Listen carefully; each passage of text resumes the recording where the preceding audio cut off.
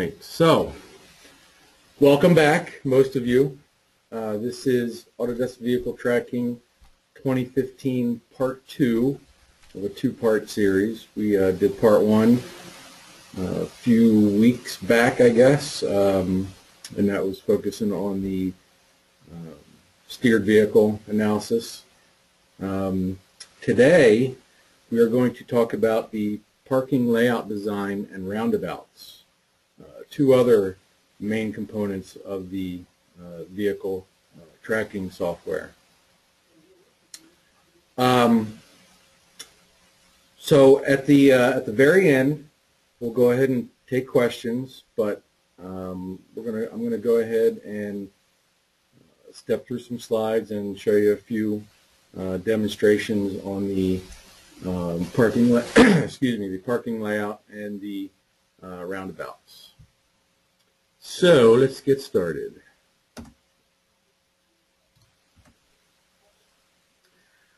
All right, so the parking layout, what does that do? Well,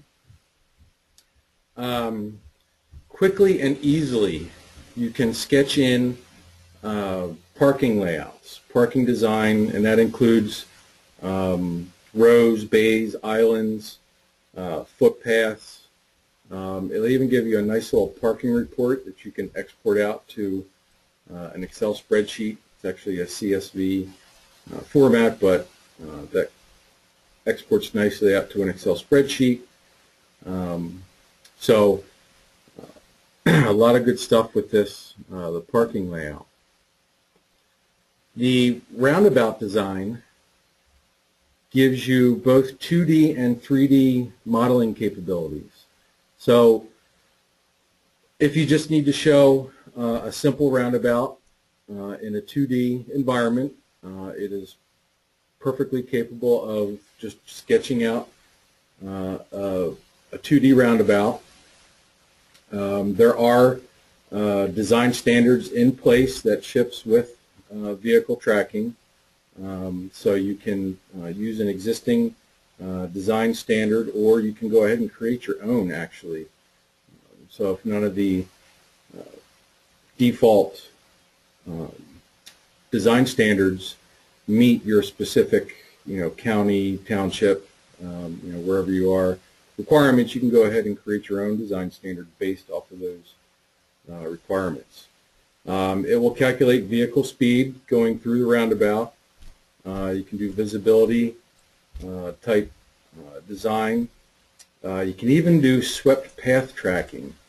This is really nice, and this is also included with the parking layout. But the swept path analysis that that we talked about in Part 1 is totally compatible with your roundabouts and doing vehicle swept path analysis through your roundabouts and with the parking layout. So that's a very cool feature and something that I'm sure you're going to want to use.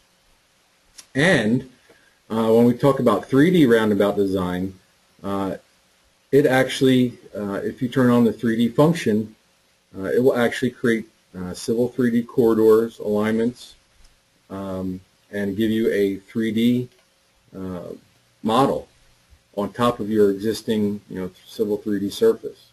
So it blends itself nicely with civil 3D as far as creating 3D corridors for your roundabout, which is a very nice feature. So rule-based design. All right, so we have our vehicle geometry, your length rule-based turning circle. We kind of touched on that in Part 1. Okay. When we get into the parking layout and geometry, there is a lot of parking geometry that we have control over. Bay size, bay angle, direction of travel, one-way or two-way, parking design. So we've got a lot of parking geometry. Roundabout geometry, ICD, radii, we can control design speed, lane width, whether it's a single lane or dual lane going through the roundabout, so forth and so on. So we have a lot of control over our roundabout geometry as well.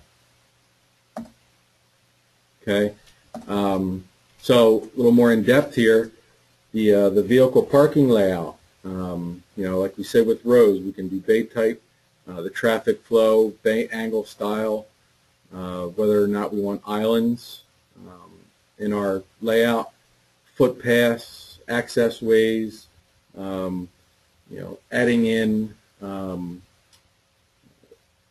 disabled or handicap spaces. We can automatically add that in there. We can group different parking layouts within a entire parking lot. You know, we can group it, you know, east group, west group, whatever, however you want to group it. The bays, okay, like I said, type marking, safety zone, symbol, we can control the width. All that is accessible and modifiable with your parking bays. Okay, access roads, traffic flow direction, alignments and width. Okay, and then we can generate a parking report, and that will give us, you know, the bay type, you know, any vehicle class, you know, depending on if it's a compact space, you know, that sort of thing, tractor trailer space, and like your truck stops. Bay count, it's going to give you a nice report on how many total bays you know, you have in your parking design. Okay, so with your parking layout, you know, as far as editing goes, we can, you know, join parking rows. If we have two parking layouts in a drawing, we can join them. We can extend to different existing parking layouts. Parking road targets. You know, we can edit our bays as far as angles, like I said, islands. We can create those access roads, and we can add in a vehicle, you know, showing the parked vehicle in each bay to make sure you know, a standard vehicle, you know, will fit within those bay design standards. So a lot of interaction between this parking layout and the actual vehicle design. All right, so go ahead and show you some examples here. Okay, so vehicle tracking. Okay, of course it's a tab. Okay, up top here. All right, and then within that tab we have multiple panels. We have our settings panel, swept paths. Here's our parking panel, junctions, okay, which includes our roundabouts, okay, review and help. So within the parking panel, all right, we have some options here. All right, so if we just want to go ahead and create a new row, all right, it's going to ask us to select our parking standard. Okay, so as you can see here, you have Australian, British, Italian, New Zealand, Romanian, U.S. parking standards, and then pool. Basically, the pool is once we've added a few, or actually at least one, you know, one of these parking standards, it's going to go ahead and attach itself to that pool inside of this drawing. Okay, so in this case, we're going to use our, I'm going to use this British design. Okay, it's going to ask for a parking standard name. All right, and then it's going to get into some drawing settings. Okay, if we had surfaces, if this was 3D, we could of course, you know, attach our parking to a surface. All right, driving convention. You know, vehicles drive on the right, vehicles drive on the left. So we'll say OK, and now we see this dialog pop up. All right, and this is where the crux of the parking layout happens. Okay, you get your different bay alignments, all right, bay end details, all right, and then below that we have our different details that we can do. Left only, so if we only want to see you know, parking spaces on the left of our design. Both, you can do on both sides, or on the right only. So I'm just going to quickly draw in a a freehand parking layout using both. All right. As you can see here, as I click, okay, it's automatically adding those spaces in. And automatically adding those end bays, as you can see highlighted in blue there. Okay. When you're done, you right click. All right. Now you can see, before we're done the command, all right, we get this red circle here. Okay, that's wanting us to show which side of the center line here do we want to add the bays. So it's kind of, if we were to do only left only, it would automatically default to left, or right only. So we have that option, even though I hit both, we have that option to pick on either side of that center line, okay, to put our bays. So I'm just going to do both. Click it in the center so I see that red circle. Okay, and now I have a simple parking layout here. And as with everything in AutoCAD, okay, we have grips. All right, so let's say I needed to have an arc. Okay, I can add an arc to this particular one. If I want to add more bays, okay, click that plus and it will continue drawing. All right. So a lot of flexibility again. All right. If we want to extend, all right, we can use that grip to extend. All right. If I drew this in here, all right, and I want to create angle bays, well, just simply click on this grip here, and we'll add in those angles.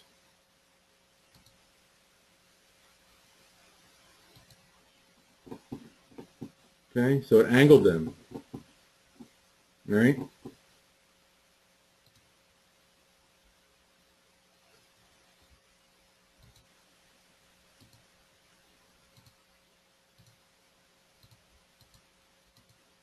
We can just kind of play around here with these.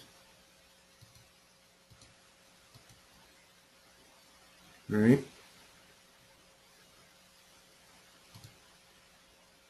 Okay, we can change the end islands if we want to extend that.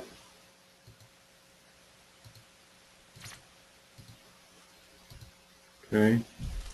So a lot of flexibility using these grips here. Okay, so all right, so if I want to go ahead and start adding excuse me, parking bays to this drawing here, all right, we'll go ahead and start a new row.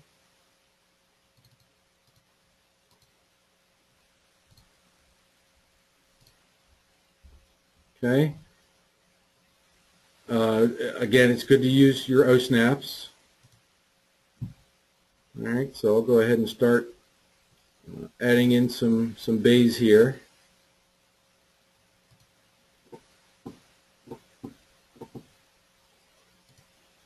All right, so that's for that side.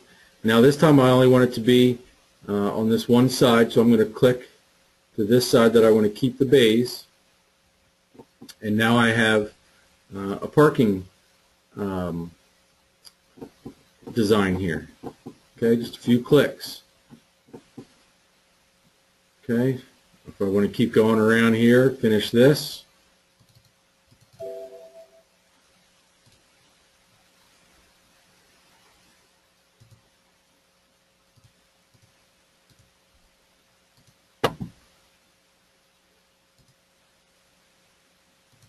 Okay, I'll pick, right click, keep it to that side. Alright, so I'll add a few more in here.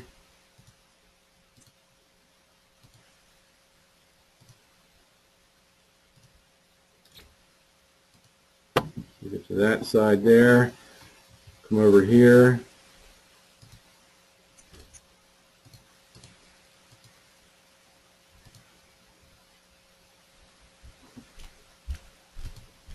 Okay, so I'm going to click here. All right, as you can see here, there's a little curve. So I'm just going to go ahead and pick a few spots here. All right. Okay, if I need to make some adjustments here, okay, to add a curve or whatever, I can certainly do that.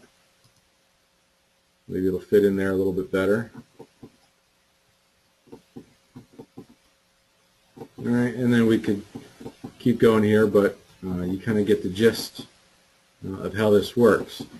If we want to make some modifications to these, select the row that we want to modify. All right, and there we go.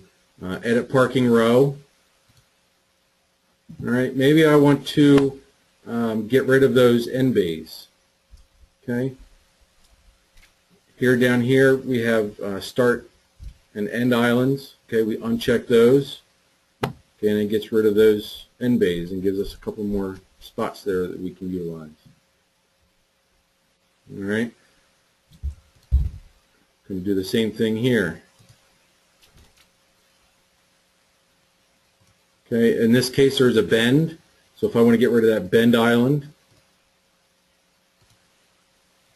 okay, there's some parking rules there that won't necessarily allow that, but you have that option there.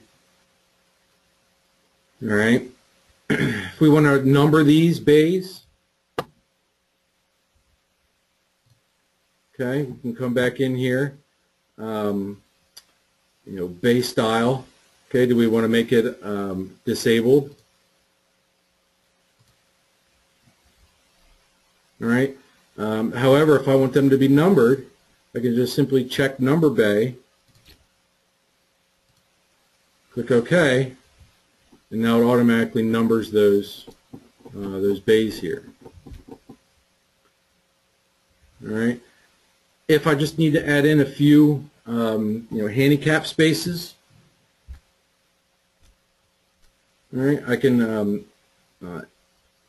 here we were editing the entire parking row, but maybe I just want to edit a bay or two. Okay, you'll notice I get a box. All right, so if I come in here and I want, 5 and 6 to be handicap spaces, okay, I'll pick on 6.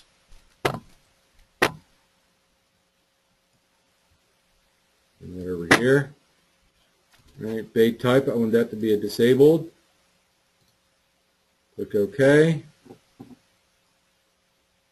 Okay, 5. I want that to be a disabled spot. All right. Well, maybe I want to add, 4 as a handicap spot as well. I can use this copy to.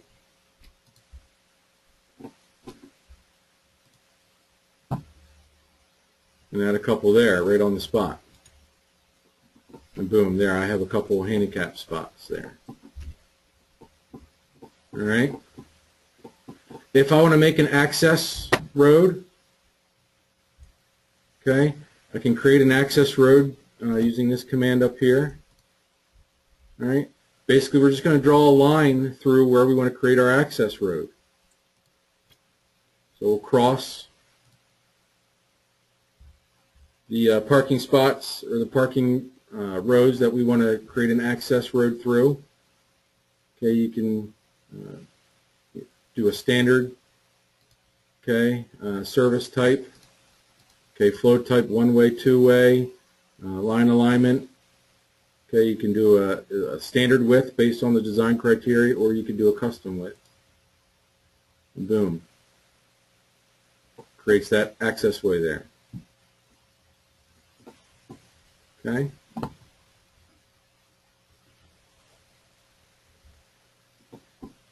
So again, quick and easy.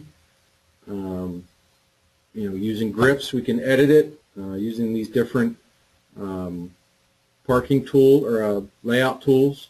All right, we can make some modifications. Okay, if we want to create a report, all right, parking report.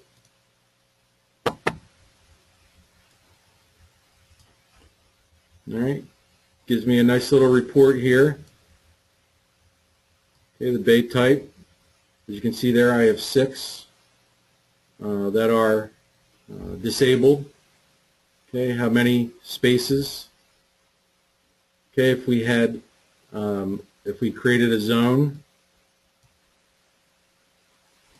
like, let me do that real quick.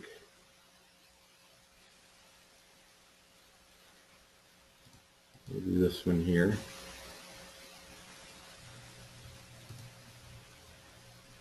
All right, zone. Right now it doesn't come with any.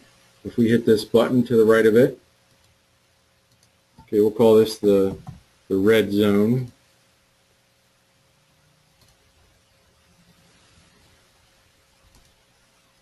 Okay, and we'll call this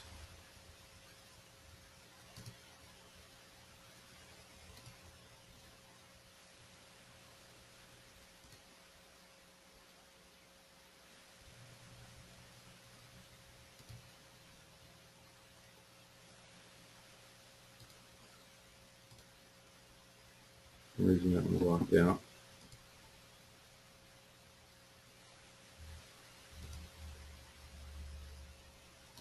Okay, we'll create a new one and call this the blue zone.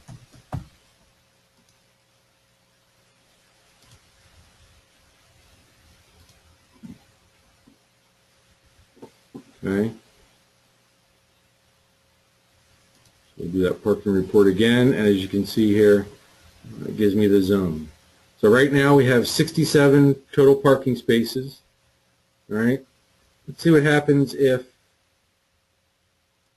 I angle a couple of these.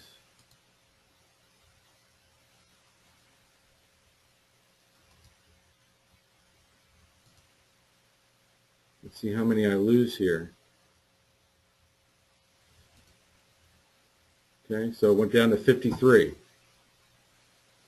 All right, so you can get a nice report, to see what layout is going to, maximize the amount of parking spaces you can get. Of course, you can export this to a CSV or an Excel spreadsheet.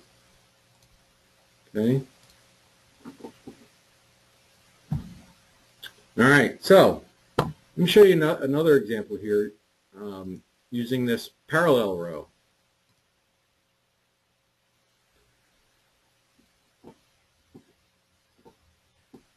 All right, so here I have a polyline outlining the outside of my parking lot.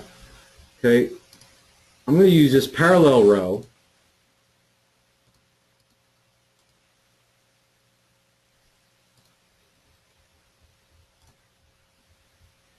All right, it's going to ask me to select an object.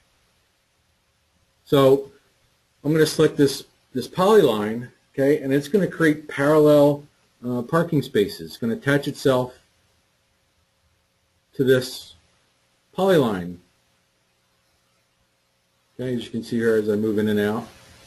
All right, I'm going to click right on the line there, and I'm going to go ahead and just give me one row on the outskirts of that polyline. So now I have some parking rows here.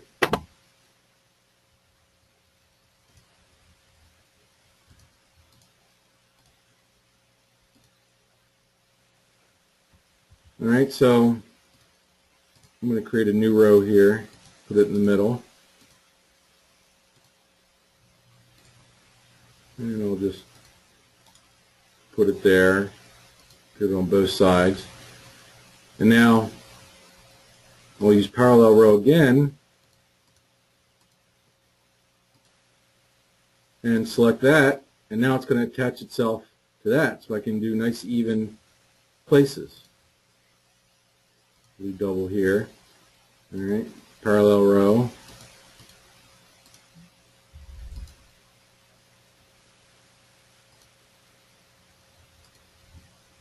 Okay. So now it gives us a nice even outline of different parking spots within that overall parking lot. All right, now here's the cool part. All right, I'm going to go ahead and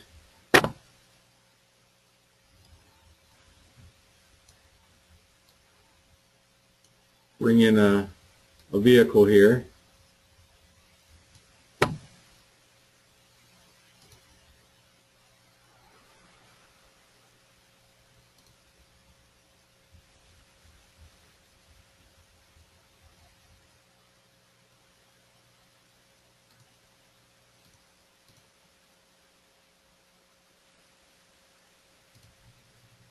There you go. All right, just a simple car. All right, now watch. See how it snaps right into that parking spot? Okay, that's the relationship between the the vehicles and your parking layouts. Okay, so I'll click. All right, and then we can do whether or not this car can back out easily. So I'm going to turn on spot on. All right, and then have it drive out. Okay. Now, what this is showing you is, if I went out that way, this is smart enough to realize, well, there's no path out this way because there's parking spots. So it gives me that red car there, whereas this blue car, there is an exit out this way. So it is smart enough to know that, all right, it's blocked this way. However, this car can easily come out that way. All right. So again, that's the beauty of the relationship between the vehicles and the parking layout. Okay. All right.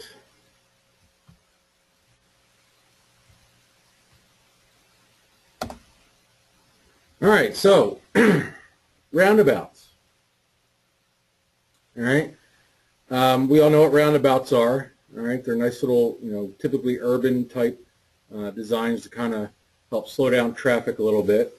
We have actually quite a few in Cecil County, Maryland, where I live. But it provides a safe, cost-effective design. Rather than maybe a typical intersection or something like that. Okay, the design standards. Okay, again, vehicle tracking comes shipped with predefined roundabout design standards. All right. So this kind of makes it easy to incorporate different design standards within this vehicle tracking using roundabouts. Okay. Again, just a quick workflow. New roundabout. Select the standard for the roundabout type, and then pick the your first pick is where the center of that roundabout will go. All right, and then you can add roads. All right, basically your different legs. Maybe you only have 2 legs or 3 legs or 4 legs or even 5 legs. Okay, if there's any number of multiple roads or legs coming into this roundabout, we can certainly do that. Typically, you would need either a polyline if you want to do it in 2D or an existing alignment if you want to do it in 3D. All right, so it's going to ask to select what object is the arm or the leg going to be placed.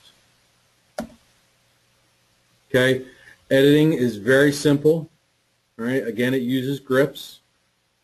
All right, so if you need to move the center of that roundabout a little bit, one way or the other, okay, it certainly can do that.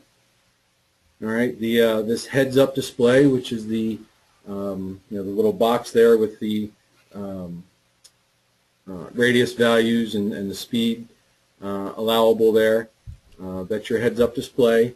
Okay, as you move your intersection around, okay, those numbers will update. Okay.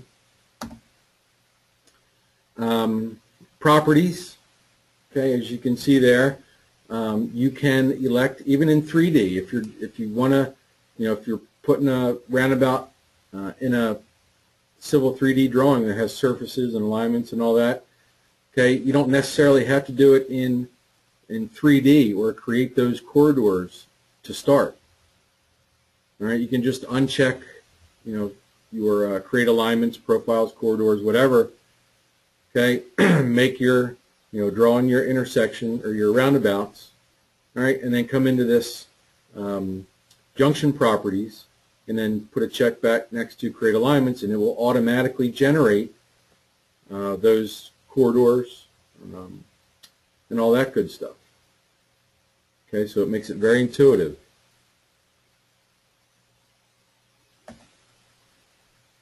Okay, so just a quick summary of the workflow. Okay, accelerates the roundabout design. It really does. It's a couple clicks and boom, it creates everything for you. People can spend a lot of time and your budget, okay, kind of doing this from scratch. Okay, this really automates the design process. Okay, really gets rid of the initial drafting.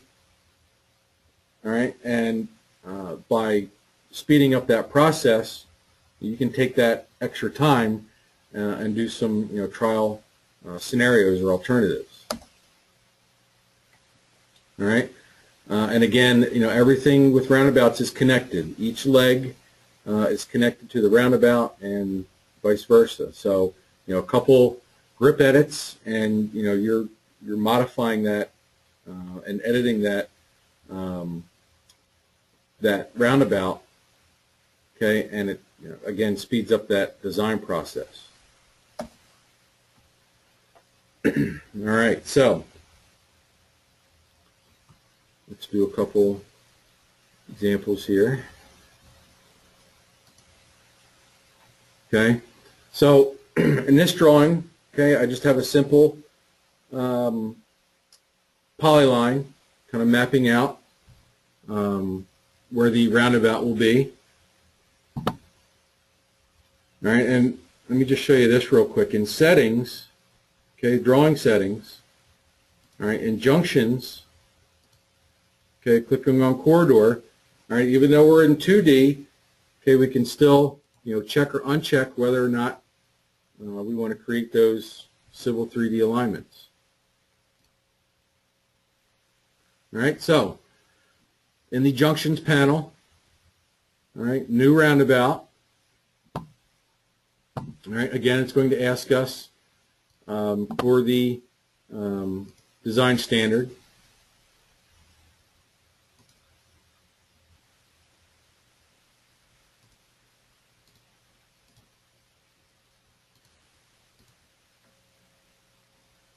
All right, and again, if we had services, they would be listed there. All right, again, there's the corridor again, because we unchecked it.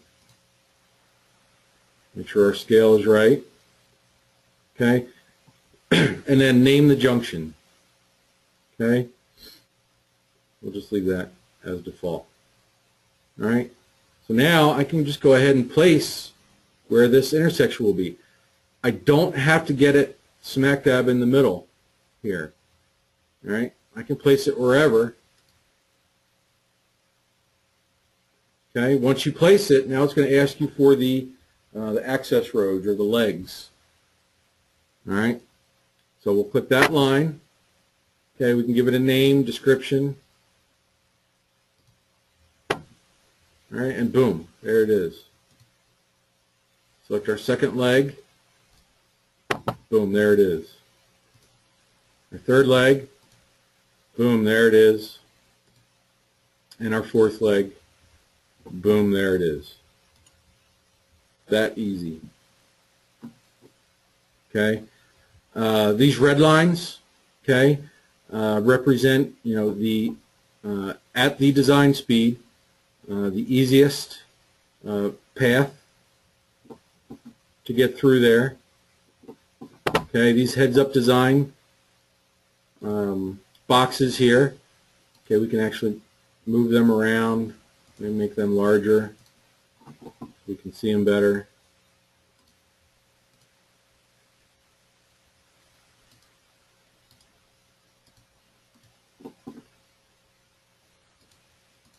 Move that out. All right. So if I need to move the center of that inner roundabout, all right, just simply click on the grip and watch the heads-up display. As I move, okay, those numbers dynamically change. Okay, click and boom.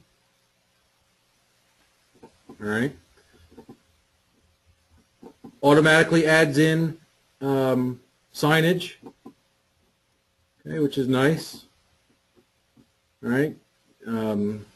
Brings in the median here. Okay, and this is really nice. All right. Up here we have different options that we can add into our roundabout. Rumble strips. Okay. Visibilities. We can add in a new access road. Okay. Speed stripping. All right. Okay. Crosswalks. Let's add in a crosswalk. Okay. It's going to ask us to select our roundabout or junction. All right. And then automatically we can plop in a crosswalk. Come up here, add a crosswalk. Over here, click to add a crosswalk.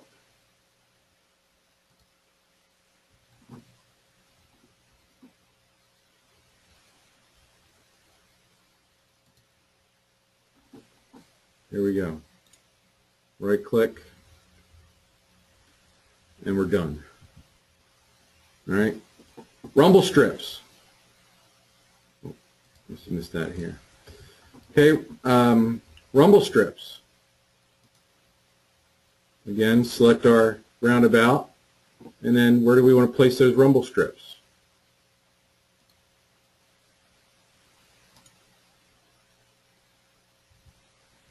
There's our rumble strips. Okay. Very easy, very intuitive. Okay, dynamic. All right. Now, here's the cool part. Well, I want to drive this thing to see if like a tractor trailer will fit in here.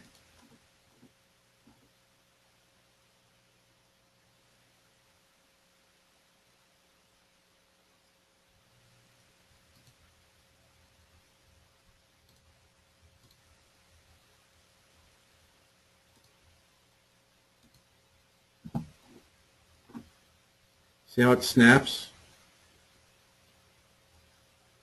Okay, it's automatically snapping. Okay, because I did a dual. Okay, so I'll click to place it. All right, and watch. Depending on where I go, it's automatically going to place that path along that roundabout. Oops. All right, there it is. Nice, easy, intuitive. Okay. All right, so excuse me. Now, let's do the real cool stuff. Let's do it in 3D.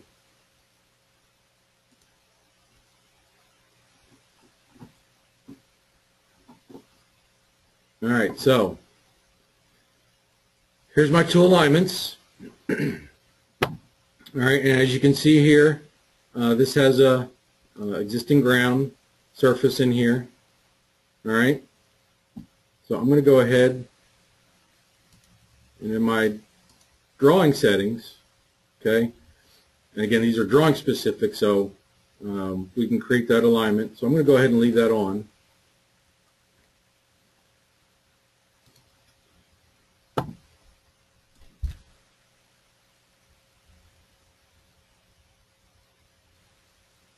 Okay, we'll do a single road here.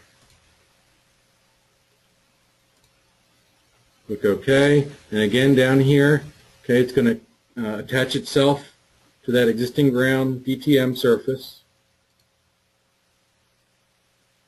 All right, and again, I can go ahead and place where that the actual roundabout will be.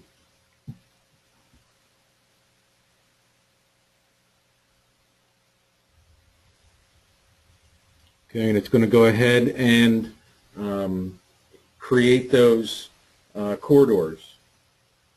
All right, so now I'll go ahead and select my legs.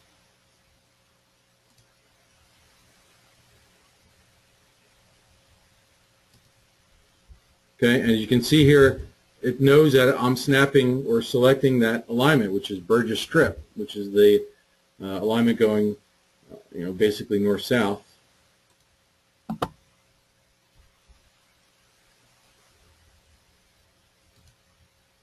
Okay, there's Hutt Street, that alignment, which is going east-west.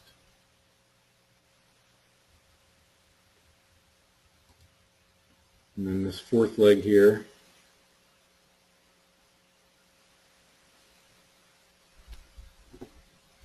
Okay, so when I'm done, I right-click, and then it will finish that process of creating those different corridors for that roundabout.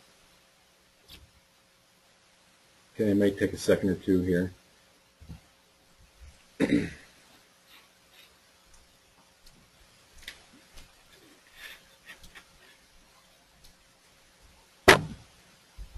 Or three.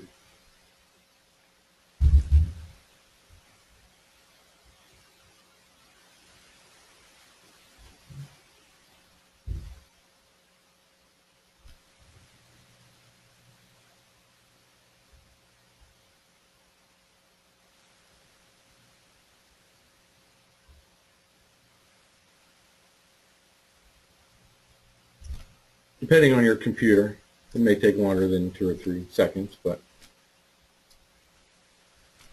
typically doesn't take very long.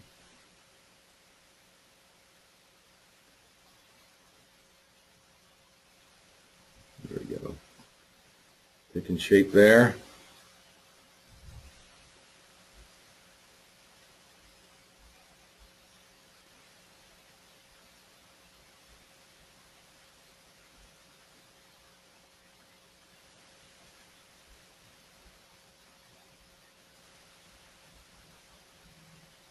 Still processing.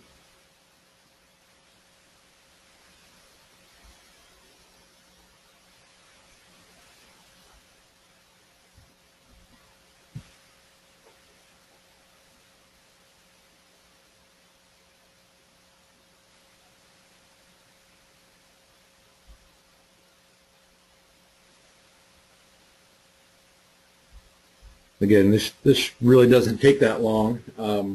I had it do a similar roundabout here on the surface in about 10 to 15 seconds. So.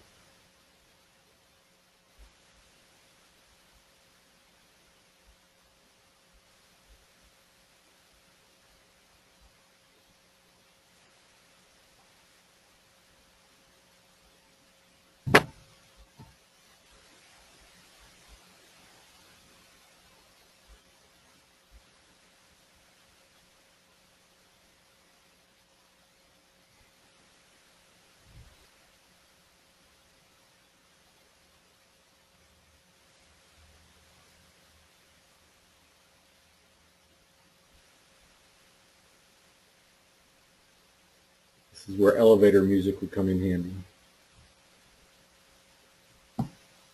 Oh, there we go.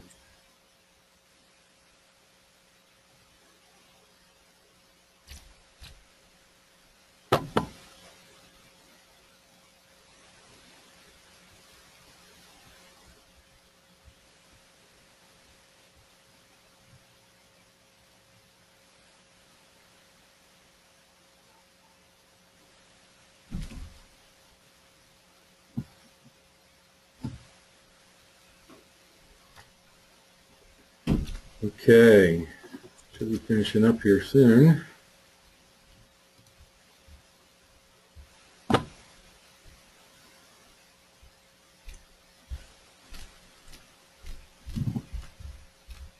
There we go. All right.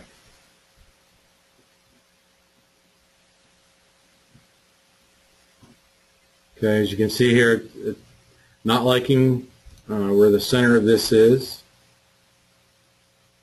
So we'll move this around here. See if we can find a spot that it likes better. And one thing with this, if it doesn't comply with the this particular standard that you're using, it will tell you. If you're maxing out a particular speed ratio for a particular bend or turn, it will tell you. It'll give you warning signs. Okay, and then it will automatically update all the connected legs.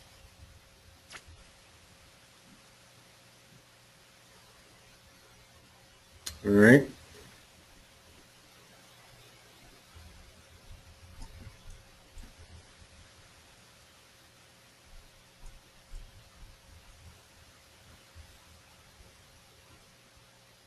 Okay, so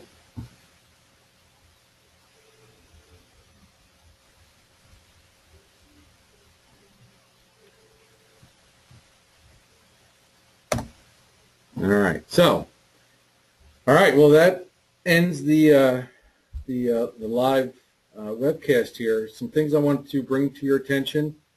All right, this is just a start of quite a few webcasts and other things that we're going to be doing here at Catapult. December 16th, we're going to do a live webcast just like this on InfraWorks 360. Some of you may know what that is. Some of you may not. If you don't know what it is, you need to know what it is. Okay, it's called a teaser trailer. It's very powerful and pretty awesome software, if I do say so myself. Jump in on that webcast. That's December 16th.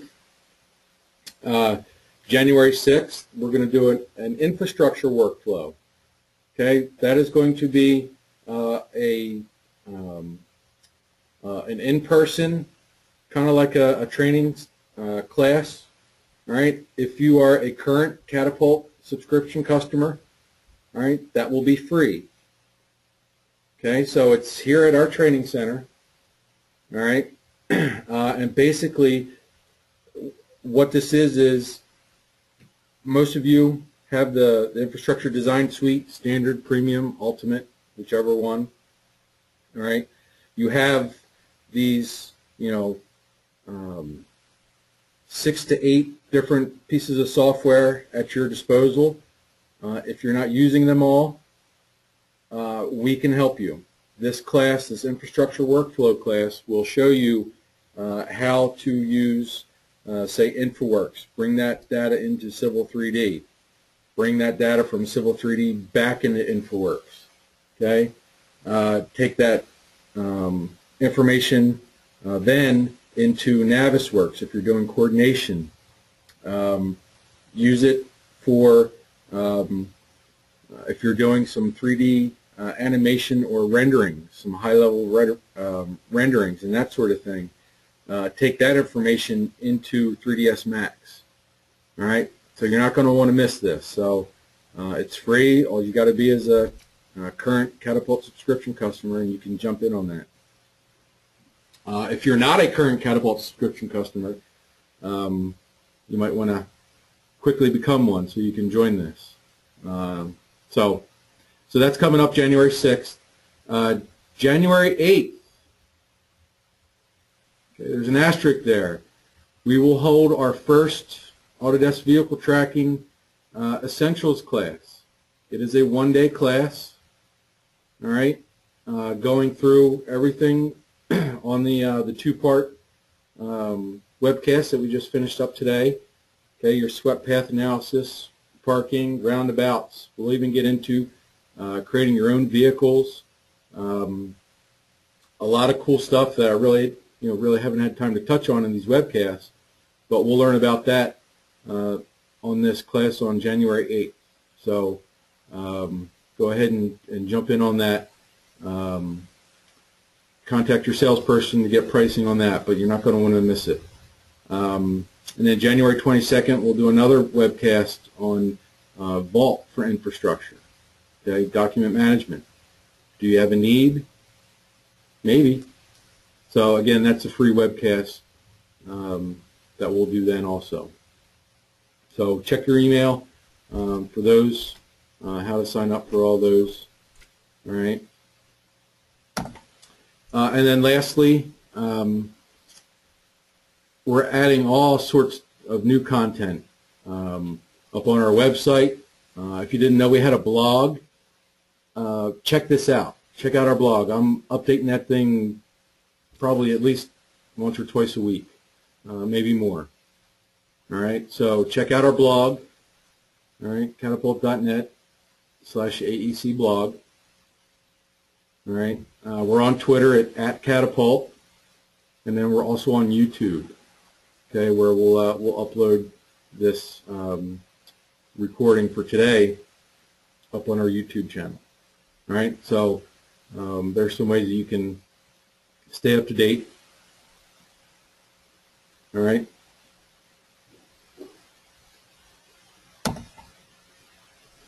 All right, so any questions?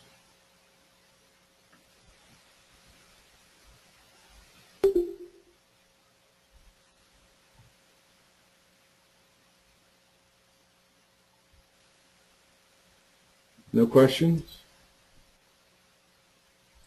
All right, well, if we disconnect here today, all right, and you have additional questions, you want to find out about training or whatnot,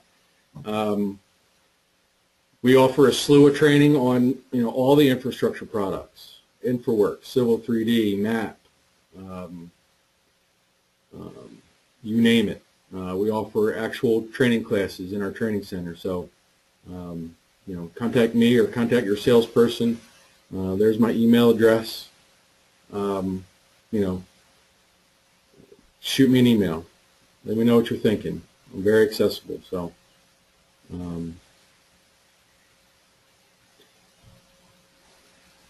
no questions?